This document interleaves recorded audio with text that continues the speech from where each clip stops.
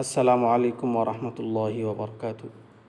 প্রিয় ভিউয়ার্স, আজকে আমি ইসলামের অ্যাডভান্স লেভেলের একটা বিষয় নিয়ে আলোচনা করব। আশা করি আপনারা শুনলে উপকৃত হবেন। সেই বিষয়টি হচ্ছে, আরবিকে বলা হয় আল জাদিদ তাউইল, আর ইংরেজিতে বলা হয় নিউ তাউইল। এটা যদি আমি বাংলা করি, যে নিউ, আল জাদিদুন অর্থ নিউ অর্থাৎ নতুন, আর তাউইল অর্থ ইন্টারপ্রিটেশন অর্থাৎ ব্যাখ্যা। যদি আমি ব্রডলি একটু পারিভাষিক সংজ্ঞা দিতে যাই, সেটি হবে সাম ইন্টারপ্রিটেশনস অফ দ্য নুসুস অর্থাৎ text of the Quran and the hadith by the former মুস্তাহিদস সিম টু বি ইনকম্প্যাটিবল। অর্থাৎ কোরআন এবং হাদিসের ভাষ্যের অথবা টেক্সটের কিছু ব্যাখ্যা যেগুলো প্রাচীন মুস্তাহিদগণ করে গিয়েছেন, সেগুলো বর্তমান যুগে আবার নতুন করে ব্যাখ্যা করার প্রয়োজন দেখা দিয়েছে উইথ দ্য মডার্ন প্রসিডিউরস। বর্তমান যুগে স্পেশালি নিচে দেওয়া আছে women rights, minority rights, penal laws, democracy, polygamy ইত্যাদি ইত্যাদি বিষয়গুলোতে। তো আমি সবগুলো একটা একটা করে উদাহরণ দিয়ে আমি আপনাদেরকে সংক্ষিপ্ত সময়ে বুঝিয়ে দেওয়ার চেষ্টা করব ইনশাআল্লাহুল আজিজ।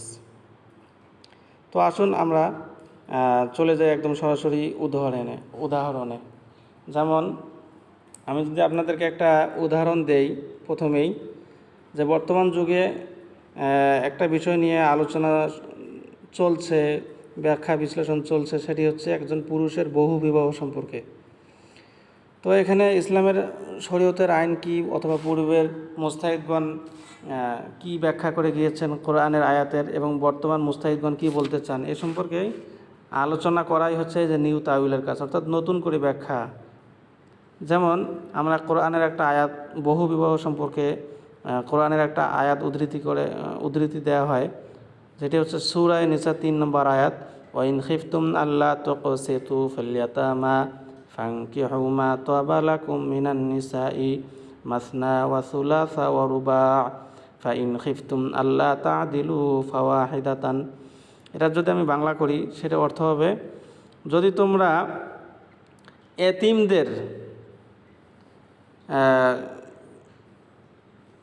এতিমদের অধিকার অথবা হক আদায়ে তোমরা কি থাকো, ভয় পাও, তাহলে তোমরা বিবাহ করে নাও। ফানকিহু মা তাবা লাকুম, তাহলে তোমরা বিবাহ করো তোমাদের সামর্থ্য অনুযায়ী, মিনান নিসাই, কি নারীদের মধ্য থেকে, মাসনা অসুলাসা অরুবা, 1 অথবা 2 অথবা 3 অথবা 4 ইত্যাদি। ফাইন খিফতুম আল্লাহ তা'দিলু, আর যদি তোমরা সমতা বিধান করতে অক্ষম হও অথবা ভয় পাও, তাহলে ফাওয়াহিদাতান, তাহলে একটাই বিবাহ করো, সিঙ্গল বিবাহ করো। তো এইটার ব্যাখ্যায় প্রাচীন মুস্তাহিদগণ বলতেছেন যে traditionalist interpret this verse to legalise polygamy. এই আয়াত দ্বারা ট্রেডিশনালিস্ট অর্থাৎ ঐতিহ্যবাহী অথবা প্রাচীন মুস্তাহিদরা বহু বিবাহকে জায়েজ করেছে। সো দ্যাট, যেখানে whoever is able to deal justly in maintenance he can marry 2 or 3 or 4 women of his choice। যে সমতার বিধান করতে পারবে, সে বিবাহ করতে পারবে 2, 3, 4 তার পছন্দ অনুযায়ী। এই আয়াতের ব্যাখ্যায় ফরমার মুস্তাহিদগণ এই কথা বলেছেন। অন দ্য কন্ট্রারি, অর্থাৎ অপরপক্ষে, রিফর্মিস্ট আর্গিউ দ্যাট, নতুন মুস্তাহিদগণ, নতুন ইসলামের স্কলারগণ বলতেছেন যে the beginning words of the verse, এই আয়াতের শুরুর দিকের কিছু শব্দ, যেগুলো ওয়াইন খিফতুম আল্লাহ তুকসিতু ফিল ইয়াতামা, এতটুক, এটা constitute the essential condition for what follows. অর্থাৎ এই শব্দগুলো দ্বারা বোঝাচ্ছে বহু বিবাহটা প্রয়োজনীয় একটা অবস্থার ক্ষেত্রে বলা হয়েছে। সেটি হচ্ছে ফাঙ্কিহু মা তাবা লাকুম মিনান নিসাই মাসনা ওয়া সুলাসা ওয়া রুবা, marry woman of your choice 2, 3 or 4, নারীদেরকে 2, 3 অথবা 4 তোমরা বিবাহ করো। সেটা কি? এটার অর্থ হচ্ছে that means the polygamy is sanctioned to do justice to orphans. পলিগামিটা অর্থাৎ বহুবিবাহটা জায়েজ শুধু এতিমের রক্ষণাবেক্ষণের জন্য, with widowed mother of semi orphan children, অর্থাৎ for the purpose of taking care of orphans, অর্থাৎ নারী এতিমের দেখাশোনার জন্য, এতিমের দায়িত্ব নেওয়ার জন্য বহু বিবাহটা জায়েজ করা হয়েছে একটা এই এতিমদের অধিকারের জন্য। এই বিশেষ ক্ষেত্রে বহু বিবাহটা জায়েজ, অন্যথায় বহু বিবাহটা অনুমোদিত না। এটা একটা তাদের যুক্তি যে এতিমদের রক্ষণাবেক্ষণের জন্য বহু বিবাহ করা যাবে। ওনারা আরও যুক্তি দিচ্ছেন, নব্য মুস্তাহিদ অথবা ইসলামের নতুন স্কলাররা আরও যুক্তি দিচ্ছেন, reformist further argue that ট্র্যাডিশনালিস্ট do not often quote the last sentence of the verse, অর্থাৎ আমাদের আয়াতটার লাস্টে যে একটা সেন্টেন্স আছে, ফাওয়াহিদাতান ফাইন খিফতুম আল্লাহ তা'দিলু, which preconditioned dealing justly in love and affection as well, অর্থাৎ ফাওয়াহিদাতান তোমরা একক বিবাহ করবে, ফাইন খিফতুম আল্লাহ তা'দিলু যদি তোমরা ন্যায় পরায়ণের ক্ষেত্রে, সমতার বিধানের ক্ষেত্রে তোমরা শঙ্কা থাকো, তাহলে একটা বিবাহ করবা। কারণ যেখানে ভালোবাসা অথবা ভরণ পোষণ ইত্যাদি ক্ষেত্রে যদি কোনো অক্ষমতা থাকে অথবা ভয়ের আশঙ্কা করি, তাহলে একটা বিবাহ করতে হবে। নট দ্য ভার্সেস, এবং এই আয়াতটাও ওনারা কোট করেন না। নতুন ইসলামের স্কলাররা প্রাচীন মুস্তাহিদদেরকে বলতেছেন যে এই অংশটুকু ওনারা কোট করেন না, যে ওয়ালাং দাস্তাতিউ আং তা'দিলু বাইনান নিসা ওয়ালাউ হারাস্তুম, তোমরা অক্ষম হবে না নারীদের মধ্যে সমতা বিধান করতে। এটার মূল ভাব হচ্ছে এইটা, যে dealing justly is almost impossible, নারীদের মধ্যে সমতার বিধান করা ইজ পুরাটাই একটা অসম্ভবপর ব্যাপার। এই জন্য সাধারণভাবে ফরমার মুস্তাহিদগণ বলতেছেন যে সাধারণভাবে একজন পুরুষের বহু বিবাহ অনুমোদিত নয়, বিশেষ ক্ষেত্রে সেটা হচ্ছে এতিমের রক্ষণাবেক্ষণের জন্য। সুতরাং এর দ্বারা আমরা যদি কনক্লুশনে আসি, the last verse seems to eliminate whatever latitude of polygamy is hidden in verse, অর্থাৎ আমাদের এই লাস্টের আয়াতটাই যে বহু বিবাহর আইনটাকে প্রশমিত করে দিচ্ছে, যেটা সূরা নিসা 3 নম্বর আয়াতে বহু বিবাহ সম্পর্কে বলা হচ্ছে। ওই আয়াতটার বহু বিবাহর আইনটাকে পুরোপুরি প্রশমিত অথবা বাদ দিয়ে দিচ্ছে এই যে আমাদের এখন যে আয়াতটা উল্লেখ করলাম, ওয়ালাং তাস্তাতিউ আং তা'দিলু, এই আয়াতটা। সুতরাং বোঝা গেল যে বহু বিবাহটা জেনারেলি অনুমোদিত নয়, বিশেষ ক্ষেত্রে অনুমোদিত। এটা হলো নিউ তাউইল, নতুন করে ব্যাখ্যা দেওয়া হয়েছে। আমরা যদি পলিগামি সম্পর্কে আর দু একটা এক্সাম্পল নেই, যেমন রিফর্মিস্ট ফার্দার ফাইন্ড দ্যাট, নব্য মুস্তাহিদরা আরও মতামত দিয়েছেন যে if there is any latitude, অর্থাৎ যদি কোনো অনুমোদন থাকে অথবা আইন থাকে, it is obviously important in situation of, এটা অবশ্যই অবস্থার পরিপ্রেক্ষিতে সেটা হতে পারে। তার মধ্যে 1 নম্বর অবস্থা হচ্ছে এক্সট্রিম শর্টেজ অফ মেন, যদি পুরুষের সংখ্যা একদম কম থাকে তাহলে বহু বিবাহ করা যাবে। 2 নম্বরে বলা হচ্ছে in case of terminal illness of young mother's, যদি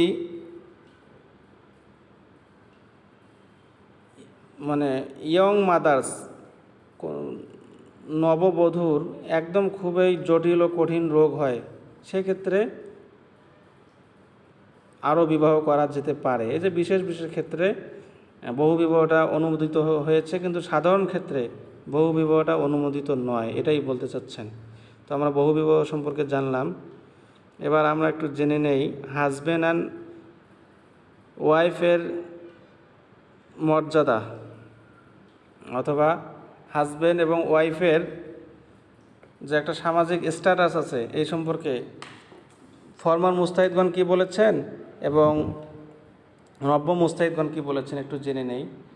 তো প্রথমে যদি আমরা আসি কোরআনের নারী পুরুষের স্বামী স্ত্রীর মর্যাদা সম্পর্কে কিছু কোরআনের আয়াত কোট করা হয়, যেমন আছে আর রিজালু কাওয়ামুনা আলান নিসাই বিমা ফাদ্দালাল্লাহু বা'দাহুম আলা বা'দিন ওয়া বিমা আনফাকু মিন আমওয়ালিহিম, সূরা নিসা 34 নম্বর আয়াত, এবং সূরা আল বাকারার 228 নম্বর আয়াতে ওয়ালির রিজালি আলাইহিন্না দারাজা।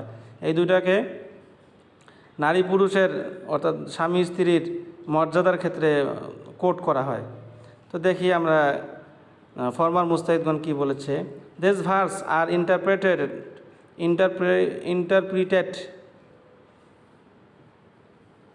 by the traditionalists to determine a hierarchy status of husbands and wives, as if husbands enjoy genetic superiority and are placed above wives, and as if they are the bosses, the custodians and in charge of their wives.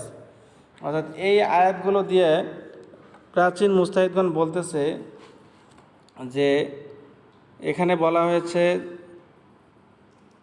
যে hierarchy status of husbands and wives, husband and ওয়াইফের একটা মর্যাদা দেওয়া হয়েছে এখানে। যেহেতু husband হলো শারীরিকভাবে একটু ভালো পর্যায়ে অথবা সুপারিয়রিটি সর্বোৎকৃষ্ট পর্যায়ে রয়েছে, শারীরিকভাবে একটু সক্ষমতার বেশি পুরুষের, এই জন্য পুরুষদেরকে আর প্লেসড অ্যাভাব ওয়াইফস, নারীদের উপরে রাখা হয়েছে এই আয়াতের উপর ভিত্তি করে। অ্যাজ ইফ, যেন দে আর দ্য বসেস, তারা হলো বসেস নারীদের, অথবা কাস্টোডিয়ানস অথবা পরিচালক, ইনচার্জ অফ দেয়ার ওয়াইফস, তাদের ওয়াইফদের ইনচার্জ ইত্যাদি বলা হচ্ছে এই আয়াতের উপর ভিত্তি করে। ট্র্যাডিশনালিস্টরা বলতেছে যে না, পুরুষরা হলো নারীদের পরিচালক। আমরা আসি ইন কন্ট্রাস্ট, অপরদিকে নব্য মুস্তাহিদরা কী বলতেছে দেখি আমরা। Reformist interpret that the first verse is not to place husbands above woman in status but only. বলা হচ্ছে যে প্রথম যে আমরা আয়াতটা দেখেছিলাম যে আর রিজালু কওয়ামুনা, এই আয়াতে স্বামীকে নারীদের ওপর শুধু সম্মান দেয়া হয়নি, এখানে আরও কিছু বিষয় রয়েছে। ইফ নিডেড, যদি প্রয়োজন হয়, যেমন for physical and financial protection. পুরুষরা যেহেতু পুরুষদেরকে শারীরিক এবং অর্থনৈতিক নিরাপত্তার কথা বলা হয়েছে ওখানে শুধু পুরুষদের সম্মানের অথবা পুরুষদের আলাদা মর্যাদার কথা বলা হয় নাই, ওখানে বলা হয়েছে পুরুষরা নারীদেরকে ফাইন্যান্সিয়াল এবং ফিজিক্যাল নিরাপত্তা দিবে। যদি আমরা কি ওয়ার্ডগুলো দেখি, আর রিজালু কাওয়ামুনা আলান নিসাই বিমা ফাদ্দালাল্লাহু বা'দাহুম আলা বা'দিন ওয়া বিমা আনফাকু মিন আমওয়ালিহিম আর ইন্টারপ্রেটেড, এটার দ্বারা ব্যাখ্যা করা হয়েছে by them to mean that men are the protectors and maintainers of women, অর্থাৎ পুরুষ হলো নারীদের রক্ষক এবং নিয়ন্ত্রক। রিগার্ডিং দ্য সেকেন্ড ভার্স, আমরা যদি পরের আয়াতটা দেখি, ওয়ালির রিজালি আলাইহিন্না দারাজা which relates to the law of divorce, এটা ডিভোর্সের সাথে সম্পর্কিত, এটা কোনো নারী পুরুষের সম্মানের সাথে এটা বলা হয় নাই, যেটা বলা হয়েছে ডিভোর্সের ক্ষেত্রে এই আয়াতটা। দ্য রিফর্মিস্ট অফাইন দ্যাট, নব্য মুস্তাহিদরা বলতেছে the actual intent behind the verse is not to deal with civil status. এই আয়াত দ্বারা সাধারণ মর্যাদার কথা বলা হয়নি, but only with a technically of the law of divorce. এটা একটা তালাকের তালাকের প্রয়োগের ক্ষেত্রে পুরুষরা নারীদের উপর কর্তৃত্ব রাখে, এই কথা বলা হয়েছে এখানে, আলাদা মর্যাদার কথা বলা হয়নি। সুতরাং আমরা বুঝতে পারলাম প্রাচীন মুস্তাহিদরা বলতেছে যে পুরুষদেরকে জেনেটিক্যাল কারণে, বিভিন্ন কারণে নারীদের বস অথবা নারীদের পরিচালক ইত্যাদি ধরা হয়। আর রিফর্মিস্টরা বলতেছে যে না, এই কারণে না, পুরুষরা যেহেতু নারীদের দায়িত্বে থাকে, নারীদের ফিজিক্যাল এবং ফাইন্যান্সিয়াল নিরাপত্তা দিবে, এইটার কথা বলা হয়েছে, এখানে মর্যাদার কথা বলা হয়নি। তো আমরা হাজব্যান্ড অ্যান্ড ওয়াইফের স্ট্যাটাস সম্পর্কে জেনে নিলাম। তো আমরা যদি আরও একটু হাজব্যান্ড অ্যান্ড ওয়াইফের স্ট্যাটাস সম্পর্কে আর একটু দেখি। রিফর্মিস্ট ইনসিস্ট দ্যাট, তারা আরও জোর দিয়ে বলতেছে নব্য মুস্তাহিদরা, traditionalist ignore to other verse to explore the status of husbands and wives. অর্থাৎ প্রাচীন মুস্তাহিদরা হাজব্যান্ড অ্যান্ড ওয়াইফের মর্যাদা সম্পর্কে আরও দুইটা আয়াত তারা উল্লেখ করে না। যেমন সেই আয়াতটি হচ্ছে হুন্না লিবাসুল্লাকুম আনতুম লিবাসুল্লাহুন। এই আয়াতে বলা হচ্ছে, in this verse husbands and wives are seen as garments. Husband and ওয়াইফসকে বলা হয় একে অপরের লিবাস অর্থাৎ পোশাক। ফর ইচ আদার, তাদের প্রত্যেকেই ইন দ্য সেম স্ট্যাটাস, এই জন্য তাদের প্রত্যেকেই সমান মর্যাদার অধিকারী। For their dependency on each other, এই জন্য যে তারা একে অপরের ওপর নির্ভরশীল। এটা একটা আয়াত দ্বারা বোঝা যায় যে নারী পুরুষ সমান অধিকার, আলাদা কোনো পুরুষের অধিকার নেই, মর্যাদা নেই, আছে শুধু সেটা ফাইন্যান্সিয়াল এবং ফিজিক্যাল নিরাপত্তা দিবে, এই কথা বলা হয়েছে। তো আমরা আছি আরও হাজব্যান্ড অ্যান্ড ওয়াইফের মর্যাদা সম্পর্কে আরও কিছু আয়াত ব্যাখ্যা করা হয়েছে। আমরা এতগুলো আমাদের দরকার নেই, আমরা মূল জিনিসটা বুঝতে পেরেছি, এটাই। তো আমরা সবশেষ একটু যদি ডেমোক্রেসি সম্পর্কে বলি, সর্বশেষ।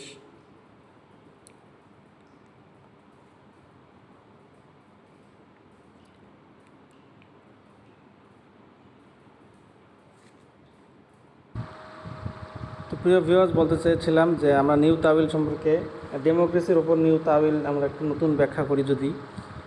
তো ডেমোক্রেসি সম্পর্কে আমাদের ফর্মার মুস্তাহিদগণ অর্থাৎ প্রাচীন মুস্তাহিদগণ বলতেছেন যে traditionalist consider democracy as a কুফরি idolatry system as the democratic idea of people's sovereignty clash with the supreme sovereignty of Allah.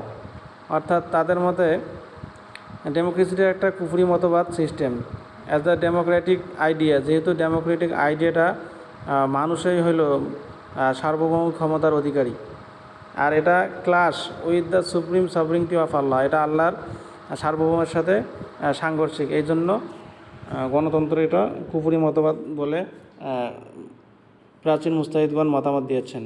In contrast, অপরদিকে নব্য মুস্তাহিদগণ বলতেছেন, রিফর্মিস্ট আর্গিউ দ্যাট, রিফর্মিস্টরা বলতেছে Islam contains virtually all roots for democracy. গণতান্ত্রিক অনেকগুলো শাখা প্রশাখা ইসলামেই বহন করে।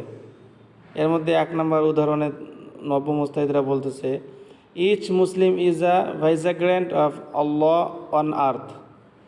অর্থাৎ প্রত্যেকটা মানুষ এই দুনিয়ার জমিনে আল্লাহ তাআলার প্রতিনিধি। আল্লাহ তাআলা বলতেছেন, হুয়াল্লাযী জাআলা লাকুম খলাইফা ফিল আরদ।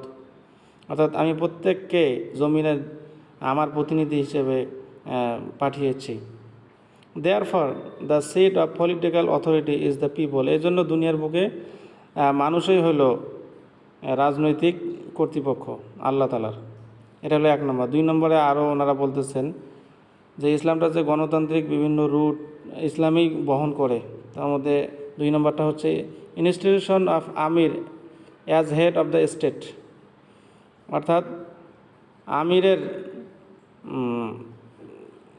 আমিরেই হবে অথবা আমিরের অফিসেই হবে রাষ্ট্রীয় প্রধান কার্যালয়। তিন নম্বরে বলতেছে obligation of the ruler to consult with the ruled. অর্থাৎ শাসিতদের সাথে পরামর্শ করে বিভিন্ন নীতি প্রণয়ন করতে হবে, যেমন আমরুহুম শুরা বাইনাহুম, কোরআনের আয়াত যে মাশওয়ারা সম্পর্কে অথবা শুরা সম্পর্কে বলা হয়েছে, এটা একটা গণতান্ত্রিক কনসেপ্ট। এইভাবে তারপর বলা হচ্ছে আর একটা উদাহরণ, independence of sharia and fiqh. শরিয়া অ্যান্ড ফিকের স্বাধীনতাটা from both government and parliament as a basis for the separation of powers, অর্থাৎ ক্ষমতার পৃথকীকরণের জন্য শরীয়তের দরকার হয় এবং ফিকাটার প্রয়োজন হয়, স্বাধীন ফিকার প্রয়োজন হয়। আর একটা উদাহরণ দিয়ে বলতেছে যে ইলেকশন অফ রুলার অর্থাৎ খিলাফা অন দ্য বেসিস অফ বায়া ওথ, অর্থাৎ শপথের ভিত্তিতে অনেক সময় আমির নির্বাচন করা হয়। এটা একটা গণতান্ত্রিক concept. Equal rights for all Muslims, প্রত্যেক মুসলিমের জন্য সম অধিকার, এটা একটা গণতান্ত্রিক কনসেপ্ট যেটা ইসলামেই বহন করে, এটাই বলতে চাচ্ছে নব্য মুস্তাহিদগণ। তারপর আরও উদাহরণ দিচ্ছে যে প্রোটেকশন অফ রিলিজিয়াস মাইনরিটিস, অর্থাৎ ধর্মীয় সংখ্যালঘুদের নিরাপত্তা ইসলাম দেয়, এটাও একটা গণতান্ত্রিক কনসেপ্ট। এলিমিনেশন অফ রেসিজম, জাতিগত বিদ্বেষ কমানো, এটা ইসলামী নির্দেশ দেয়। সুতরাং এই সবগুলোই তো ইসলাম গণতান্ত্রিক কন্টেন্ট, গণতান্ত্রিক রুট। তো এইগুলো এগুলো উল্লেখ করার পর রিফর্মিস্টরা বলতেছে argue that on the basis of this Islamic foundations, ওপরে উল্লেখিত ইসলামিক এই যে মূলনীতিগুলো, one can indeed build a democratic pluralistic federative Islamic republic. কেউ এগুলোকে ব্যবহার করে অথবা এগুলোর ওপর ভিত্তি করেই প্রয়োজন হলে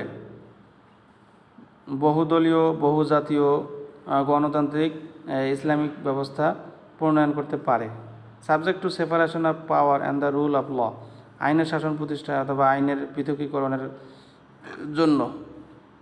এটাই হলো ডেমোক্রেটিক। যে ইসলাম ফরমাল মুস্তাহিদগণ বলতেছেন যে কুফরি মতবাদ একটা ডেমোক্রেটিক ব্যবস্থা একটা কুফরি মতবাদ, কারণ এটার দ্বারা জনগণের সার্বভৌমিক ক্ষমতার অধিকারী অথচ আল্লাহ তাআলা সার্বভৌমিক ক্ষমতার অধিকারী, এটার সাথে সাংঘর্ষিক হয়। আর নব্য মুস্তাহিদরা বলতেছেন না, ইসলামী বিভিন্ন গণতান্ত্রিক রুটগুলো ইসলামের মধ্যেই দেওয়া আছে, সুতরাং এটা কোনো কুফরি মতবাদ না, ইসলামটাই ডেমোক্রেসিটাই ইসলামেই আছে। সুতরাং আমরা নিউ তাওয়িল সম্পর্কে একে একে 3টা উদাহরণ দেখলাম। এর মধ্যে যদি কোনো ভুলভ্রান্তি হয়ে থাকে আপনারা কমেন্টে অথবা আমাকে জানিয়ে দেবেন, যে কোনোভাবে আমি সংশোধন করে নেওয়ার চেষ্টা করব। আসসালামু আলাইকুম।